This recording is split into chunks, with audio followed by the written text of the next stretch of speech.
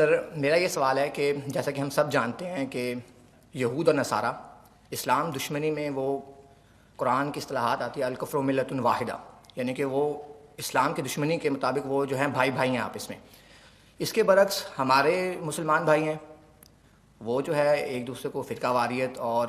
ان سب چیزوں کی پروموشن جو ہو رہی ہیں وہ آپ کو بہتر پتہ ہے۔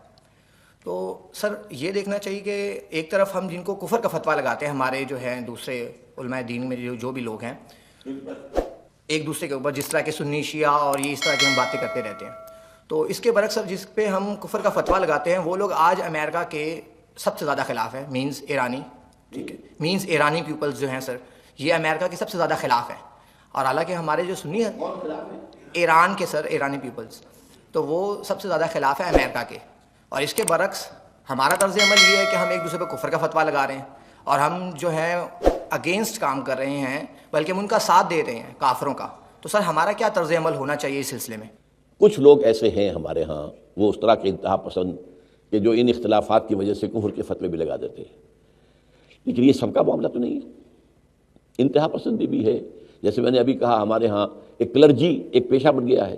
جو کہ اسلام میں تو ہے ہی نہیں، اس وجہ سے کچھ خرابیاں پیدا ہوئی ہیں، ان خرابیوں کا علاج کرنے کی سوچیے اور اس میں جو بھی آپ رول پلے کر سکے اس کو پازیٹیو رول کو اختیار کیجیے۔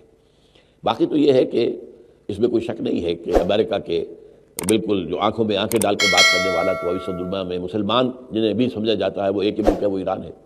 اگرچہ آپ کہہ نہیں سکتے، یہ بھی اب اندازہ ہو رہا ہے کہ شاید اندر خانے ان کی آپس میں کوئی انڈرسٹینڈنگ ہو چکی ہے، جو ساری دھمکیاں تھیں کہ ہم حملہ کر دیں گے، ہم یہ کر دیں گے، وہ کر دیں گے، وہ سب ختم ہوئی چیزیں، اس لیے کہ وہ اب اصل میں انتظار کر رہے ہیں کہ ایران کے اندر ہی ایک کاؤنٹر ریولوشن اٹھا دیں، تو وہ اپنی جگہ پر ایک علیحدہ مسئلہ ہے۔ ہمارے مسلمان حکمران اکثر و بیشتر جو ہیں وہ امریکہ کے ہاتھوں بکے ہوئے ہیں، خاص طور پر عرب جتنے بھی ہیں وہ سب امریکہ کے ہاتھ میں بکے، ہمارا مشرف بھی تھا اور اب یہ بھی ہے، یہ بھی سب یہ تو آئے ہی امریکہ کے NRO بھی اور NOC بھی سمجھیے وہ سے لے کر آئے نا۔ تو یہ ساری خرابیاں اپنی جگہ ہیں، ان خرابیوں کو مانیے، سمجھیے، آئیڈینٹیفائی کیجیے اور کوشش کیجیے کہ ان کو انڈو کرنے میں آپ اپنا پرسنل کوئی رول پلے کریں۔ آپ کسی ایسے گروہ کو تلاش کیجیے جو ان چیزوں سے بلند ہو، جو ان چیزوں کو اہمیت نہ دیتا ہو، جو فنڈامنٹلز ہیں اسلام کے ان کے اوپر بات کرتا ہو، جو یہ ہے کہ جدید دور کے تقاضوں کو بھی سمجھتا ہو، ان کے ساتھ مل کر کام کریں۔